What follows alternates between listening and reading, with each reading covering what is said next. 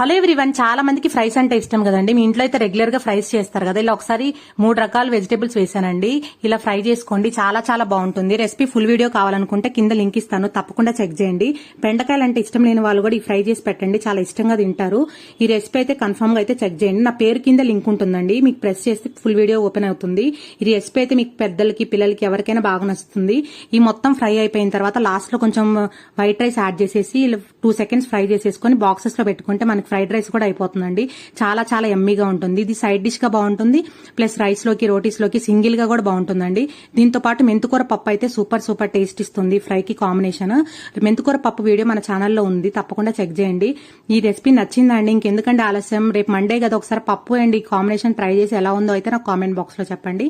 Thank you for watching అండి. Please like, share and subscribe my channel. Happy Sunday అండి అందరికీ.